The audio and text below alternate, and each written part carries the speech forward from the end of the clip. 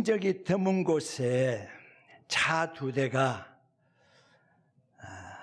지나가다 마주 부딪히고 말았습니다. 아무도 보는 사람이 없어요. CCTV도 없어요.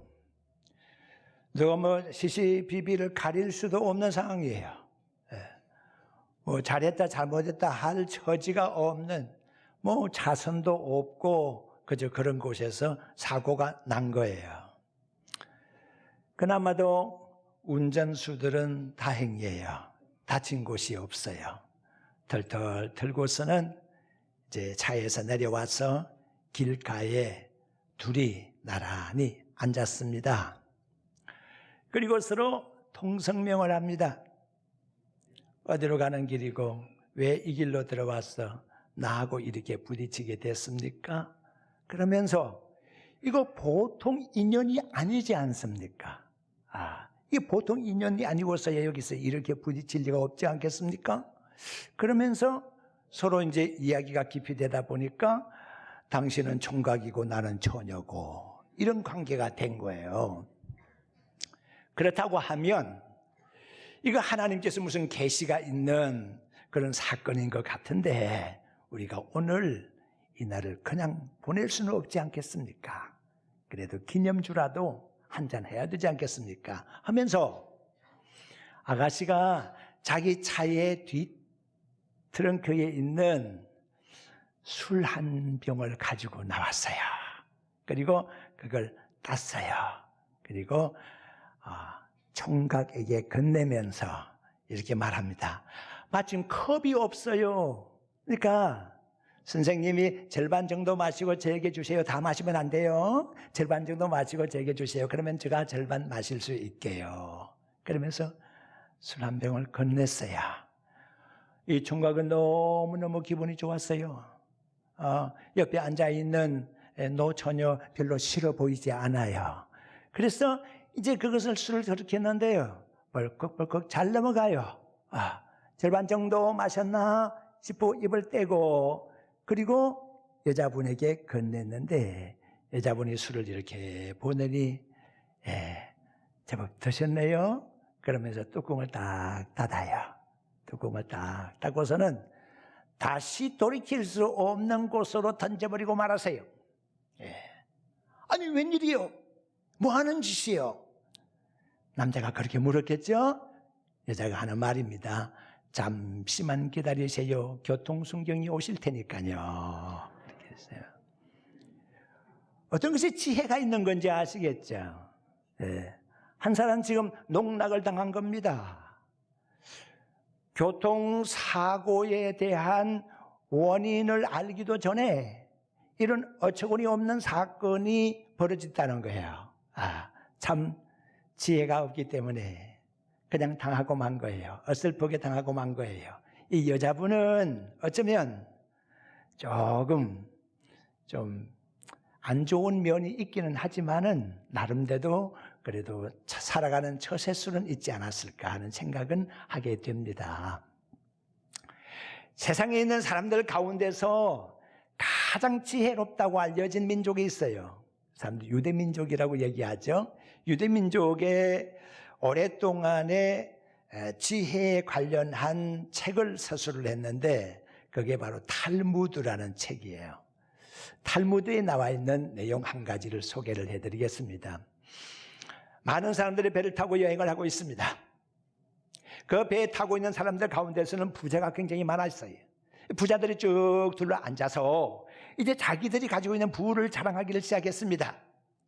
나에게는 돈이 얼마나 있는데 이 돈 가지고서 집을 어떻게 지을 것이고 앞으로 어떻게 살 것이고 가족들과 어떻게 여행을 할 것이고 하는 것에 대한 계획을 쭉 얘기를 합니다. 또 한 사람입니다. 나에게는 이 주식이 있는데 이 주식을 팔아가지고서 값이 오를 때 팔아가지고서 집을 장만하고 또 어떻게 할 것이며 어떻게 할 것이며 라고 하는 여러 가지 계획을 또 설명을 합니다. 나에게는 금덩어리가 있는데 나에게는 진주가 있는데 나에게는 숨겨놓은 보물이 있는데 이런 것들 저런 것들 어떻게 해가지고서 크게 잘 살 겁니다 라고 하는 얘기를 돌아가면서 쭉쭉쭉쭉 하게 됩니다. 그런데 그 사람들 가운데서 가장 형색이 좋지를 못하고 상태가 그렇게 좋지 못한 한 젊은이가 있었어요. 다 얘기가 끝날 즈음에 사람들의 시선이 이 젊은 청년한테로 갔어요. 여보게, 젊은 청년, 젊기는 하겠지만 뭐 자랑할 길은 있겠지? 한번 얘기해봐. 이 젊은이가 얘기를 하려고 그러는데 도무지 무엇을 자랑할 것이 없는 거예요. 이런 말을 합니다. 예, 제가 자랑할 수 있는 아주 귀한 것이 있습니다. 그런데 이 귀한 것은 아무렇게나 자랑할 수 없는 상황이에요. 어떤 분위기가 딱 되면 제가 저에게 있는 것을 자랑할 수가 있겠는데, 지금 현재는 제가 가지고 있는 것을 아무리 자랑해도 여러분들이 잘 모를 겁니다. 혹시 모르니까 좀 견뎌보십시다라고 했습니다. 항해하는 중에 며칠이 지났는데 큰 풍랑이 일어났어요.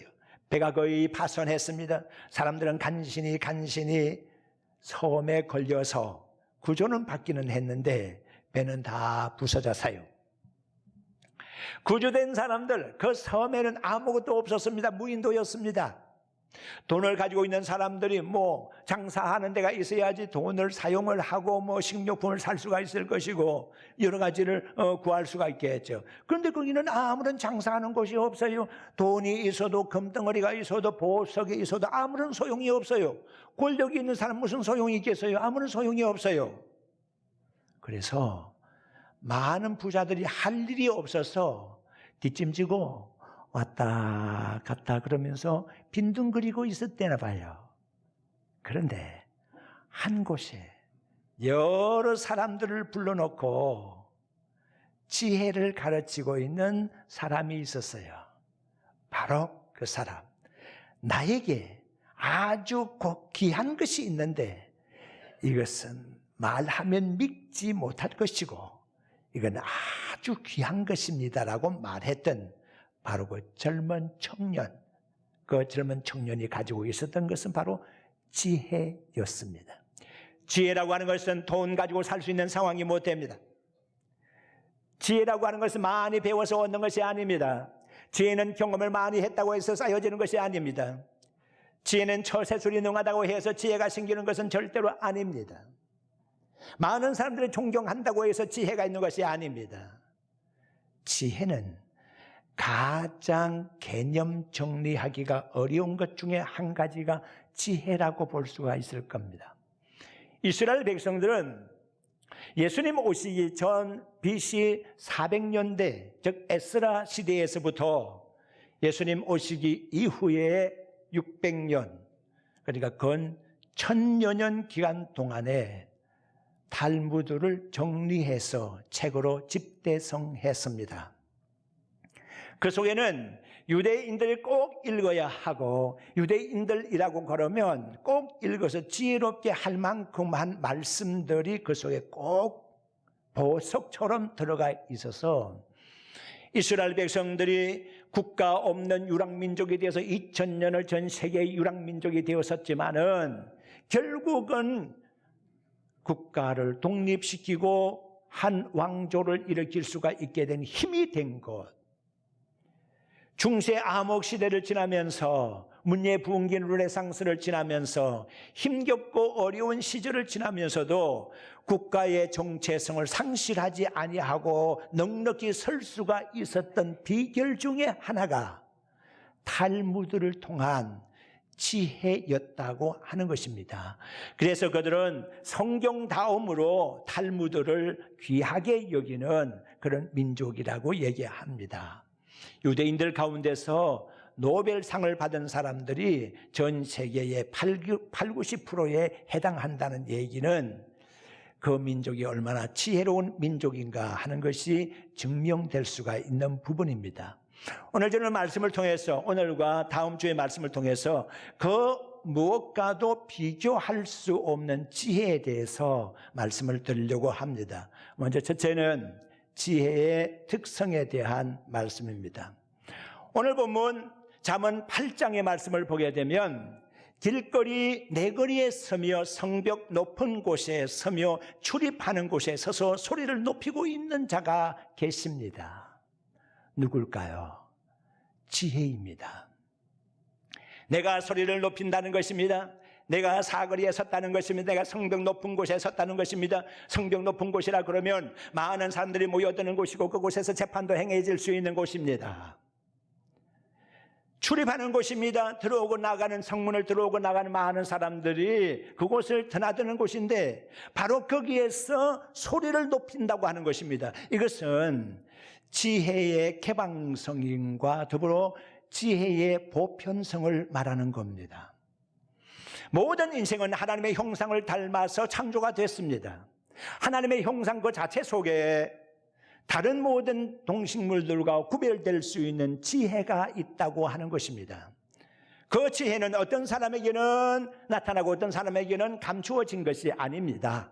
사거리에서 출입하는 곳에서 언제나 크게 고함치고 알리는 것이 지혜의 성격이기 때문에 누구든지 마음만 열게 되면, 누구든지 하나님을 닮게만 되면, 하나님을 찾기만 하면 지혜는 그 사람의 소유가 될 수 있다는 것입니다. 읽지는 않았습니다만 잠언 7장으로 넘어가서 7절에 보게 되면 지혜 없는 자가 나타납니다.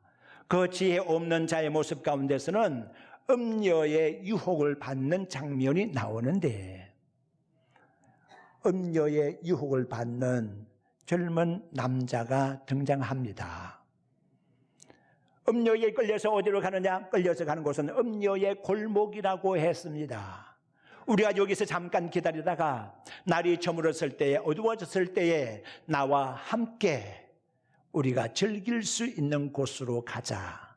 그러면서 음녀에게 끌려가는 불쌍한 한 청년의 얘기가 잠언 7장 7절로부터 나타나고 있습니다. 지혜 없는 자의 모습이 그러하다고 하는 겁니다. 오늘날 우리 주변에서 일어나고 있는 참으로 비상식적인 것, 어쩌면 많은 사람들이 이 일을 한결같이 행하고 있기는 하지만, 그래서 상식적인 선으로 이해할 수 있으리라고는 하지만은 그래도 지혜 있는 자의 입장에서 볼 때는 비상식적인 것으로 치부할 수밖에 없는 것들이 있습니다.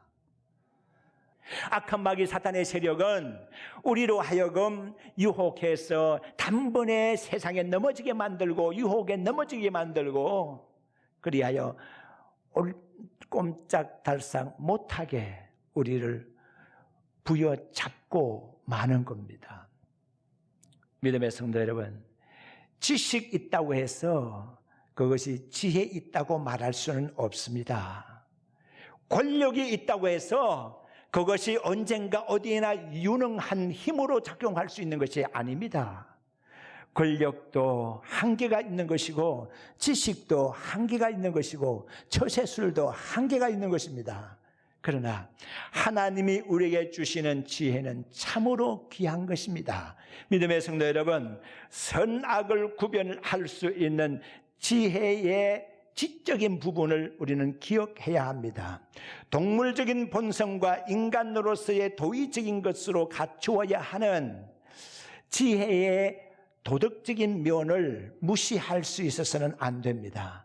뭔가 할 수 있어야 되겠다고, 있을 수 있다고 하는 가능성과 뭔가 해서는 안 된다고 하는 이러한 지혜의 어떠한 능력면, 이런 면을 우리는 깊이 생각해 보면서 내가 가지고 있는 지혜, 하나님이 우리에게 주시는 지혜인데, 이 지혜는 다른 어떤 것보다 비교할 수 없다 하는 성격임을 명심하시기를 바랍니다. 그렇게 알아야 됩니다. 지혜의 중요함을 우리가 깨닫지 못하고 살면 안 됩니다. 그런데 우리가 오늘 뒤에 읽은 8장 22절로 말씀을 보게 되면 지혜가 언제 어디에 있었는가 하는 것이 기록이 되고 있습니다. 하나님께서 천지 만물을 창조하실 때에 하나님께서 나를 가졌었다라고 22절에 기록하고 있죠.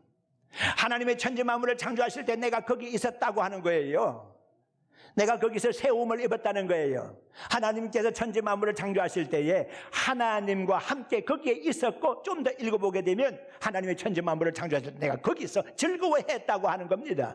이렇게 하나님과 함께 계셨던 분이 누굽니까? 나, 곧 지혜입니다. 지혜가 하나님과 함께 있었다는 것입니다. 자, 그러면 의인화돼 가지고서, 그러니까 어떤 지혜가 손이 있거나 발이 있거나 머리가 있거나 입이 있거나 이런 상황은 아니겠지만은, 이것을 사람처럼 꾸며서 마치 소리를 지르고 듣기도 하고 그리고 손발을 움직이기도 한다고 하면 이것을 의인화의 법을 이용했다라고 볼 수 있지 않겠습니까?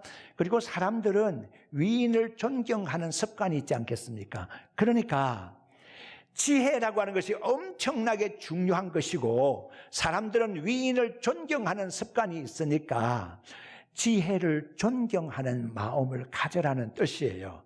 그리고 이 지혜는 하나님의 천지 만물을 창조하실 때에 하나님이 가졌던 것이고, 이 지혜는 세워져 있던 것이고, 이 지혜는 함께 있었던 것이고, 이 지혜가 함께 즐거워했던 것이라 그렇게 말씀하고 있거든요. 천지 만물을 창조하셨던 창세기 1장 1절로 4절까지 말씀 보게 되면, 하나님이 천지 만물을 창조하시니라. 땅이 흑암 위에 있고 땅이 깊음 위에 있고 흑암은 깊음 위에 있고 하나님의 신은 수면에 운행하시니라. 그렇게 되어 있어요. 하나님의 신은 수면에 운행하시니라. 하나님의 천지 만물을 창조하실 때 하나님과 함께 계셨던 분이 누군가 하면은 성령이에요. 성령 하나님, 하나님의 신이 수면에 운행하셨다는 것, 하나님의 신이 바로 거기에 계셨다는 거예요. 그런데 성경에는 8장 22절로부터 다시 돌아가 보게 되면 거기에 지혜가 있었다고 말하고 있잖아요. 그러니까 성령 이꼴 지혜, 이게 등식이 성립할 수가 있는 부분이다, 이렇게 볼 수가 있습니다. 지혜가 함께 있었다는 겁니다. 하나님의 천지 만물을 창조하실 때 지혜가 바로 거기에 있었다는 겁니다. 믿음의 성도 여러분, 우리의 삶을 살아갈 때에 중요한 것이 무엇일까요? 우리가 이 땅을 살아갈 때에 가장 우리에게 소용되는 것이 무엇일까요? 그것은 바로 지혜입니다. 다른 것 다 무시할 수 있어도 지혜만 있으면은 넉넉히 모든 일을 감당할 수 있게 되는 것이지요. 오늘 이 본문의 말씀 깊이 생각하시고, 또 이사야 11장 2절에도 말씀 보니까 여호와의 신에 대해서 모략과 재능의 신이요 지혜와 총명의 신이라 그렇게 설명하고 있거든요. 여호와의 신 성령을 지혜와 총명의 신이라 그렇게 기록하고 있어요. 분명히 아실 것은 지식하고는 구별되는 것이다. 과학하고 구별되는 것이다. 철학하고 구별되는 것이다. 처세술과도 구별되는 것이다. 귀하고 아름다운 것이다. 그러니까 지혜와 다른 그 무엇을 어떻게 비교할 수가 있겠느냐. 지혜만 제대로 갖추어지게 되면 우리의 살아가는 삶의 현장에는 모든 것이 넉넉해져 버립니다. 많은 사람들이 IQ가 좋다고 머리가 좋다고 자랑하는 사람이 있을는지 모르겠습니다. 그러나 아무리 IQ가 높아도 지혜가 없는 사람은 그 IQ 제대로 사용하지는 못합니다. 그래서 IQ 높은 것에 대해서의 보충하는 의미로 IQ만 높아가지고 안 되니까 미국의 가드너라는 박사님이 그거 말고 인간의 다중기능지수가 필요하지 않냐. 예를 들어 말하면 음악지수, 수학지수, 공간지수, 관계지수 이런 것들을 다 포함해서 사람의 지수를 측정해야 된다고 얘기를 했거든요. 근데 보세요. 아무리 여러 가지를 다 통틀어서 사람을 평가를 한다고 해도 온전하게 사람을 평가를 다 할 수는 없는 거예요. 여기 서 있는 한 사람, 이 사람 보잘것없는 사람이지만은 많은 과학자들의 연구에 의하게 되면 한 사람의 능력이 퍼스널 컴퓨터 100대의 용량을 초과한다고 말하는 거예요. 여러분들이 컴퓨터 한 대 놓고서는 와, 이놈 아주 놀라운 성능일세. 이야, 여기 얼마나 기억이 많이 장치가 되어 있는 거지? 놀라운 일을 할 수 있는 거야. 그래서 컴퓨터 한 대를 놓고 그렇게 감동합니다만은 사람 한 사람 두고서 그 퍼스널 컴퓨터 100대와 맞먹는 기능 능력이 인간에게 있다고 말하는 거예요. 그러니까 우리가 이 땅을 살고 죽을 때까지 사람에게 있는 능력을 제대로 다 활용하지 못하더라는 얘기거든. 이것을 10분, 100분 다 활용할 수 있다고 하면 어떤 역사가 일어날 수 있을 것인가 하는 거예요. 믿음의 성도 여러분, 하나님이 우리에게 주신 지혜, 그 지혜는 엄청난 유익이 있는 것입니다. 그 하나님의 지혜를 잘 활용하셔서 행복하게 이 땅을 사시기를 주의 이름으로 축원합니다.